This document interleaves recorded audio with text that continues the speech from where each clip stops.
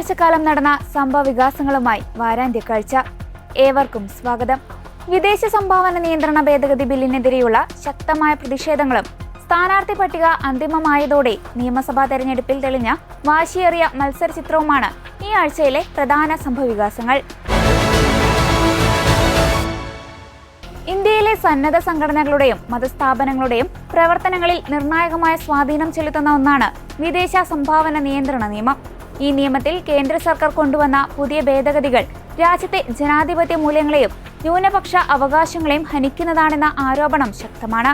ഭാരത കത്തോലിക്ക മെത്രാൻ സമിതി ഈ ബില്ലിനെതിരെ ഉന്നയിച്ചിട്ടുള്ള കടുത്ത വിയോജിപ്പുകൾ കേവലം ഒരു മതവിഭാഗത്തിന്റെ പരാതിയല്ല, മറിച്ച് ഭരണഘടനാപരമായ മൗലികാവകാശങ്ങളുടെ ലംഘനത്തെക്കുറിച്ചുള്ള ഗൗരവകരമായ മുന്നറിയിപ്പാണ്.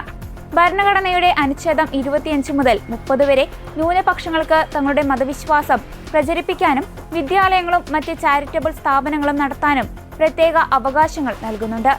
എന്നാൽ പുതിയ ഭേദഗതി ബിൽ ഈ അവകാശങ്ങൾക്ക് മേൽ എക്സിക്യൂട്ടീവിന് അമിതമായ അധികാരം നൽകുന്നു. സന്നദ്ധ സംഘടനകളുടെ ലൈസൻസ് പുതുക്കുന്നതിന്റെ മറവിൽ അവരുടെ ദൈനംദിന പ്രവർത്തനങ്ങളിൽ ഇടപെടാൻ സർക്കാരിന് ഈ ബിൽ അധികാരം നൽകുന്നു. ഇത് സംഘടനകളുടെ സ്വാതന്ത്ര്യമായ പ്രവർത്തനത്തെ തടസ്സപ്പെടുത്തും. ഏറ്റവും വിവാദപരമായ വ്യവസ്ഥയാണിത്. ഒരു സംഘടനയുടെ FCR രജിസ്ട്രേഷൻ കാലാവധി കഴിഞ്ഞാൽ ആ സംഘടനയുടെ കൈവശമുള്ള വിദേശ ഫണ്ട്, അതുപയോഗിച്ചുണ്ടാക്കിയ ആസ്തികൾ, വസ്തുവകകൾ എന്നിവ ഏറ്റെടുക്കാൻ കേന്ദ്ര സർക്കാരിന് അധികാരം നൽകുന്നു. ഇത് സ്വാഭാവിക നീതിയുടെ ലംഘനമാണെന്ന് CBCI ചൂണ്ടിക്കാട്ടുന്നു. ഒരു സംഘടന വർഷങ്ങളായി സേവന പ്രവർത്തനങ്ങളിലൂടെ കെട്ടിപ്പടുത്ത ആസ്തികൾ ഒരു ഭരണപരമായ തീരുമാനത്തിലൂടെ സർക്കാർ ഏറ്റെടുക്കുന്നത് ജനാധിപത്യ വിരുദ്ധമാണ്. ന്യൂനപക്ഷ സ്ഥാപനങ്ങളുടെ സ്വത്തുക്കളും ഫണ്ടും നിയന്ത്രിക്കാൻ പ്രത്യേക അതോറിറ്റിയെ നിയോഗിക്കുന്നത് ആ സ്ഥാപനങ്ങളുടെ സ്വയംഭരണാധികാരത്തെ ഇല്ലാതാക്കും. ഏതൊരു പ്രധാന നിയമനിർമ്മാണവും പാർലമെന്റിൽ കൃത്യമായ ചർച്ചകൾക്കും കൂടിയാലോചനകൾക്കും വിധേയമാകേണ്ടതുണ്ട്. എന്നാൽ ഈ ഭേദഗതി ബിൽ പ്രതിപക്ഷാംഗങ്ങളുടെ ശക്തമായ പ്രതിഷേധം അവഗണിച്ചുകൊണ്ട് ഏകപക്ഷീയമായാണ് കേന്ദ്ര ആഭ്യന്തര സഹമന്ത്രി നിത്യാനന്ദ് റായ് അവതരിപ്പിച്ചത്. महोदय, यह संशोधन विधेयक के संबंध में मैं बहुत संक्षिप्त कहना चाहूँगा। मुझको तो ऐसा लगता था कि यह इतना आवश्यक संशोधन विधेयक है। यह सेवा के लिए भी, पारदर्शिता के लिए भी, नियम के अनुपालन के लिए भी और देश हित में, इसलिए इसके विरोध न होगा। फिर भी विरोध किए गए हैं तो मैं उनको ज़रूर कहना चाहूँगा कि अधिनियम के क्रियान्वयन के दौरान आप सुनिए प्लीज। यह अनुभव किया गया कि प्रावधानों में कुछ अस्पष्टता है, जिसके कारण प्रशासनिक कठिनाइयाँ और प्रक्रियात्मक असंगतियाँ भी उत्पन्न होती रहती है। तो यह आवश्यक हो गया था कि एक स्पष्ट, संतुलित एवं क्रियान्वयन उन्मुख विधिक व्यवस्था स्थापित किया जाए, जो प्रभावी प्रवर्तन सुनिश्चित करते हुए संस्थाओं के लिए पारदर्शी एवं उत्तरदायी ढांचा प्रदान कर सके। इसका उद्देश्य है। फिर भी महोदय, जो विरोध किया गया है और जो बातें कही गई है माननीय मनीष जी के द्वारा, 4 उन्होंने आपत्तियाँ के रूप में उन्होंने जो दर्ज कराया है, मैं बहुत स्पष्ट रूप से बताना चाहूँगा माननीय सदन को कि विधेयक में निहितकरण जो पहला उनका था, परिसंपत्तियों के प्रवर्धन एवं उपयोग के लिए मूल नीति एवं सिद्धांत अधिनियम में ही निर्धारित किए गए हैं, अलग नहीं है। जबकि प्रक्रियात्मक एवं क्रियान्वयन संबंधी पहलुओं को नियमों के माध्यम से विनियमित करना एक स्थापित विधायी अभ्यास है। दूसरा महोदय, विधेयक में अस्थायी एवं अस्थायी निहितकरण के बीच स्पष्ट भेद किया गया है, जिसमें संस्था को अपनी स्थिति नियमित करने का अवसर प्रदान किया गया है तथा पात्र होने पर परिसंपत्तियां की वापसी का प्रावधान भी सुनिश्चित किया गया है। तीसरा महोदय, कि नामित प्राधिकरण को दिए गए अधिकार विधेयक के भीतर निर्धारित शर्तों एवं नियंत्रणों के अधीन है तथा उनके निर्णय न्यायिक समीक्षा के अधीन रहते हैं। जिला न्यायालय में अपील का विशिष्ट प्रावधान भी किया गया है। महोदय, जांच के लिए पूर्व स्वीकृति का प्रावधान दुरुपयोग को रोकने हेतु एक संस्थागत सुरक्षा उपाय है, न कि प्रवर्तन को बाधित करने हेतु। साथ ही विधेयक का उद्देश्य वैध गतिविधियों को प्रभावित करना नहीं, बल्कि विदेशी अविदाय के उपयोग को पारदर्शी एवं उत्तरदायी बनाना है। महोदय, विदेशी अविदाय अधिनियम का उद्देश्य यह है कि देश की सेवा में, या जो माननीय जी के साहब ने चिंता व्यक्त की है, कोई शैक्षणिक संस्था या कोई भी एनजीओ जो जन सेवा करना चाहेगा, जिसका उद्देश्य देश की भावनाओं की, संप्रभुता की और अखंडता के अनुरूप होगा, जो भारत के संविधान और कानूनों के अनुरूप होगा, उसको बाधित करने का नहीं है। लेकिन मैं यह भी स्पष्ट करना चाहता हूं कि जो भारत के संविधान की भावनाओं को, कानूनों को और देश हित से अलग होकर कोई काम करना चाहेगा, तो यह मोदी सरकार है उसको बर्दाश्त नहीं करेगी और उस पर हम कार्रवाई भी कर सकते हैं, जो हम कानून के तहत कहेंगे। मैं भी मैडम प्रतिमा मैडम भी कुछ प्रश्न की है कि यह खतरनाक है। खतरनाक उनके लिए है जिनकी नीयत में खोट होगी, जो विदेशी अनुदान सहयोग लेकर यहाँ या जो अवैध रूप से धन परिवर्तन करना चाहे, जबरदस्ती करना चाहे, छल करना चाहे, या उस अविदाय के माध्यम से अपने परिवार को या अपनी संस्था को जो निजी लाभ पहुंचाना चाहे, उसके लिए यह खतरनाक जरूर है महोदय। यह संस्थागत नियमों का कहीं उल्लंघन नहीं है।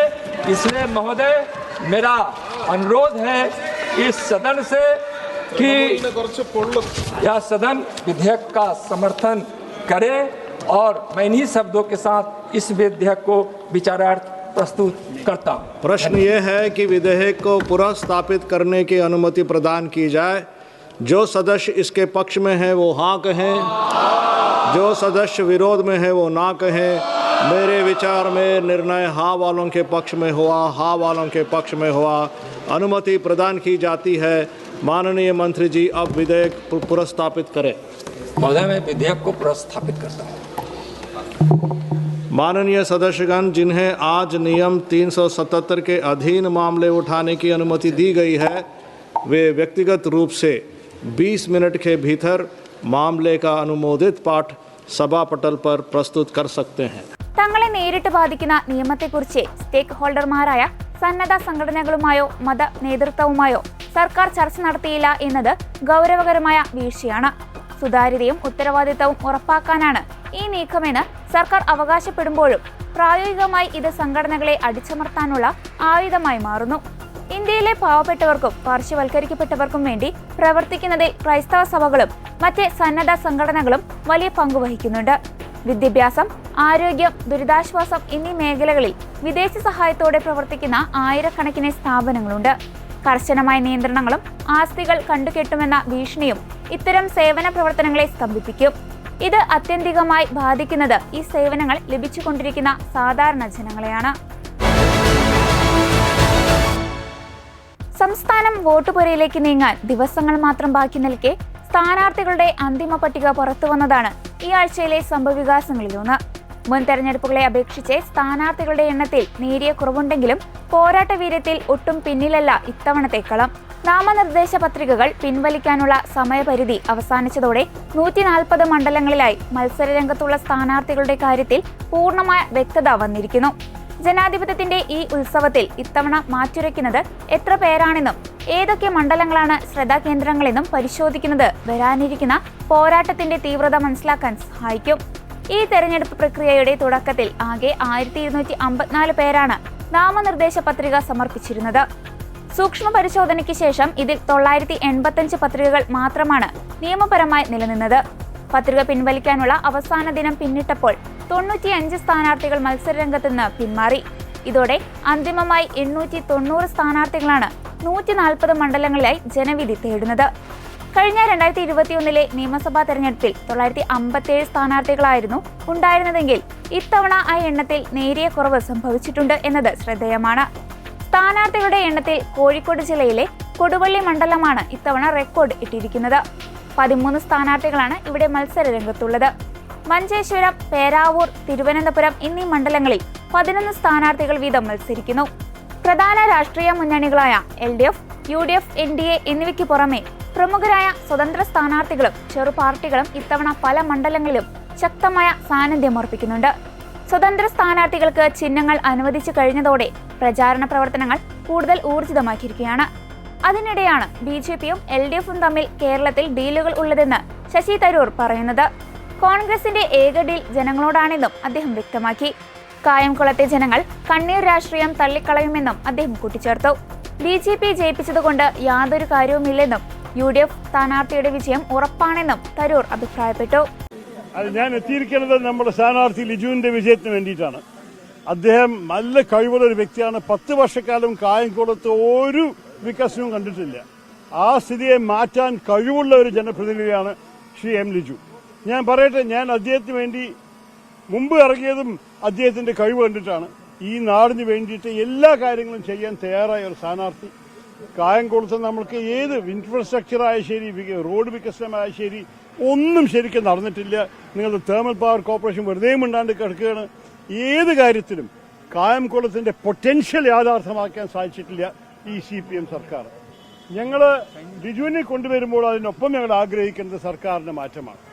10 വർഷക്കാലം കേരള മോഡൽ പോയിട്ട് ഒരു ഡെറ്റ് മോഡലായി, കടത്തിൽ മുങ്ങുന്ന ഒരു മോഡലായി മാറി വന്നിട്ടുണ്ട്. അതുകൊണ്ട് ഞാൻ ആവശ്യപ്പെടുന്നതും ഞങ്ങൾ UDF ആവശ്യപ്പെടുന്നതും ഒരു പുതിയ നാളെക്കുറിച്ച് ചിന്തിക്കുന്ന, വികസനത്തെക്കുറിച്ച് ചിന്തിക്കുന്ന ഒരു സർക്കാർ ഈ സംസ്ഥാനത്തിൽ വേണം. അങ്ങനെ പ്രവർത്തിക്കാൻ കഴിവുള്ള ഒരു വ്യക്തിയാണ് ശ്രീ ലിജു.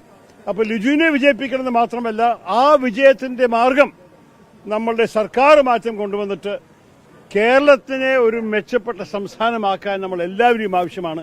അതിനാണ് ഞങ്ങൾ ഇറങ്ങിയിരിക്കുന്നത്. ഞങ്ങളുടെ പ്രകടന പത്രിക ഇറങ്ങാൻ പോവുകയാണ്. നിങ്ങൾക്കറിയാം, ഞങ്ങൾക്ക് ഒരു സങ്കല്പമുണ്ട് കേരളത്തിന്റെ ഭാവിയെക്കുറിച്ച്. ഞങ്ങൾ യുവാക്കളുടെ ഒപ്പം ഇവിടെ ഇരിക്കുന്നതും അവർ കാണുന്നത് എന്താണ് അവരുടെ അവസരങ്ങൾ, തൊഴിലവസരങ്ങൾ ഉണ്ടോ ഈ സംസ്ഥാനത്തിൽ, ഇൻവെസ്റ്റ്മെന്റ് കൊണ്ടുവരാൻ സാധിച്ചിട്ടുണ്ടോ ഈ സർക്കാരിന്, എവിടെയാണ് അവർക്ക് നാളെ ഈ കോളേജ് വിട്ടുപോയ ശേഷം അവർക്ക് ജോലി കിട്ടാനുള്ള സാധ്യത. ഞങ്ങൾക്കാണ് ഐഡിയാസ് ഉള്ളത്. ഞങ്ങളാണ് പുതിയ കോൺസെപ്റ്റ് കൊണ്ടുവരാൻ പോകുന്നത്. ഞങ്ങളാണ് പുതിയ മേഖലയിൽ കേരളത്തിനെ മുൻകൈ എടുത്തിട്ട് വികസിപ്പിക്കാൻ പോകുന്നത്. അതിനു വേണ്ടിയിട്ടാണ് ഞങ്ങൾക്ക് പുതിയ രീതിയിൽ ചിന്തിക്കുന്ന, കേരളത്തിന്റെ ഭാവിയെക്കുറിച്ച് ചിന്തിക്കുന്ന പ്രതിനിധികളെ ആവശ്യം. അതിനാണ് ഞാൻ ലിജുവിനെ ആത്മാർത്ഥയോടെ, ഹൃദയം നിറഞ്ഞ ആശംസയോടെ ഞാൻ പിന്തുണയ്ക്കുന്നത്. അതിനാണ് വന്നിരിക്കുന്നത്. Thank you.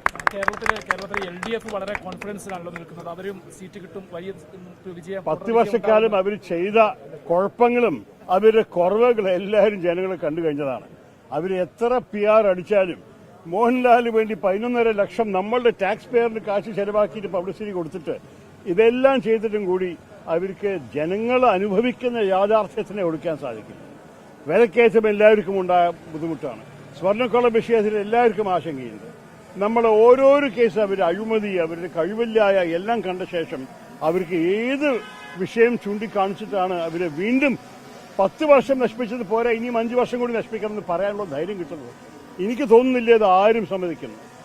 ഈ കോൺഗ്രസും BJPയും പരസ്പരം ഡീലുകൾ ഉണ്ട് എന്ന് പറഞ്ഞ രീതിയിലാണ് മുഖ്യമന്ത്രി അടക്കമുള്ള ആളുകൾ പ്രചരണം നടത്തുന്നത്. നോക്കൂ, നിങ്ങൾക്ക് ഒരു കാര്യം മനസ്സിലാക്കാൻ ബുദ്ധിമുട്ടുണ്ടാവില്ല. ലെഫ്റ്റിന്റെ ആഗ്രഹമാണ് അവരുടെ ഭരണം തുടരുന്നത്. BJPയുടെ ആഗ്രഹമാണ് കോൺഗ്രസ് തോൽക്കണമെന്ന്. അപ്പൊ അഥവാ ഒരു ഡീൽ ഉണ്ടെങ്കിൽ അത് രണ്ടുപേര് കൂടുതൽ മാത്രമേ ഉണ്ടാവാൻ സാധിക്കുള്ളൂ. ലെഫ്റ്റിന്റെ ആഗ്രഹം എന്താണ്?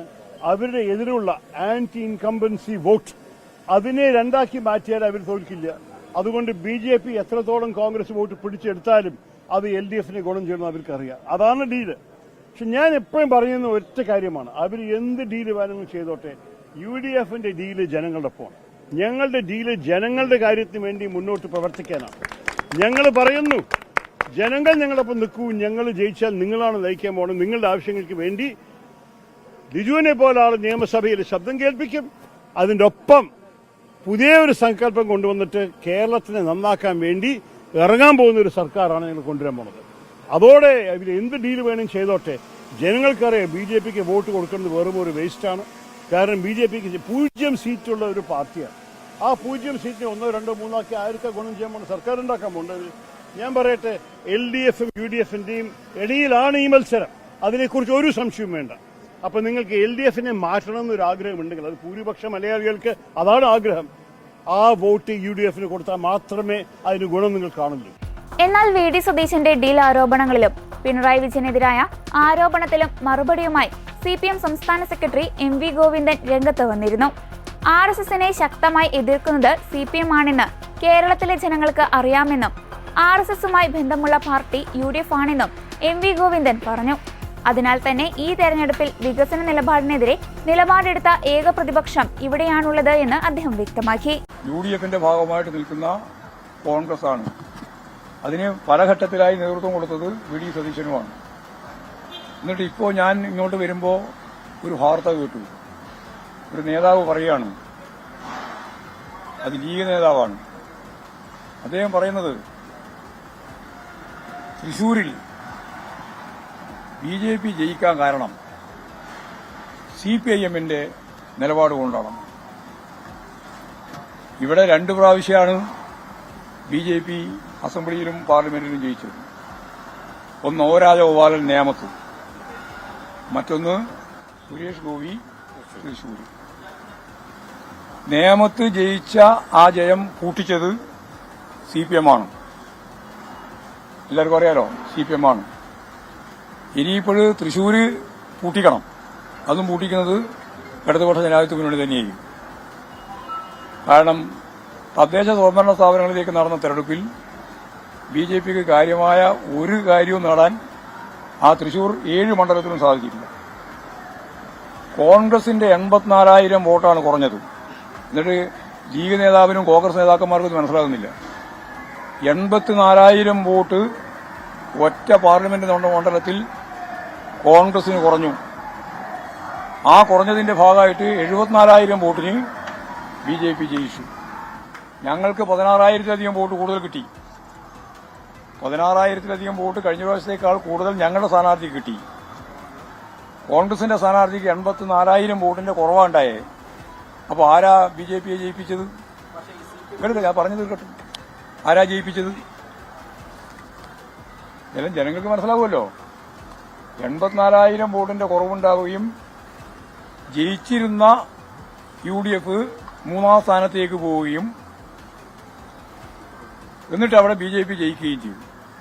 അപ്പോൾ 74,000 വോട്ടിന് ജയിച്ചു. 84,000 വോട്ട് കോൺഗ്രസിന്റെ വോട്ടാണ്. പരമാവധി വോട്ട് അവർക്ക് കിട്ടി.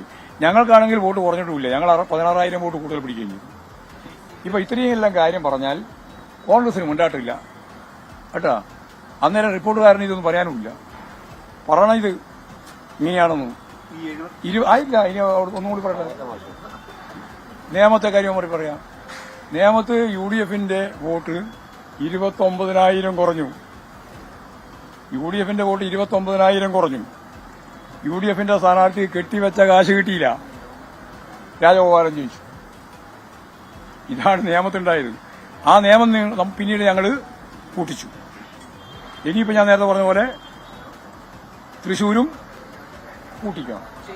ഇടതുപക്ഷ ജനാധിപത്യ മുന്നണിക്ക് മാത്രമേ ഈ കടമ നിർവഹിക്കാൻ സാധിക്കുകയുള്ളൂ. ഇനി പറയാം.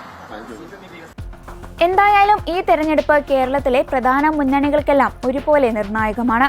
ഭരണ തുടർച്ച ലക്ഷ്യമിടുന്ന LDFും അധികാരം തിരിച്ചുപിടിക്കാൻ ശ്രമിക്കുന്ന UDFും നിർണായക സ്വാധീനമുറപ്പിക്കാൻ പോരാടുന്ന NDAയും തമ്മിലുള്ള ത്രികോണ മത്സരം പല മണ്ഡലങ്ങളെയും പ്രവചനാതീതമാക്കുന്നു. ഏപ്രിൽ 9 നടക്കുന്ന വോട്ടെടുപ്പും മെയ് 4 നടക്കുന്ന വോട്ടെണ്ണലും കേരളത്തിന്റെ അടുത്ത 5 വർഷത്തെ രാഷ്ട്രീയ ഗതി നിശ്ചയിക്കും. ഇതോടെ വാരാന്ത്യ കാഴ്ച പൂർണ്ണമാകുന്നു. അടുത്ത ആഴ്ച വീണ്ടും കാണാം. നന്ദി.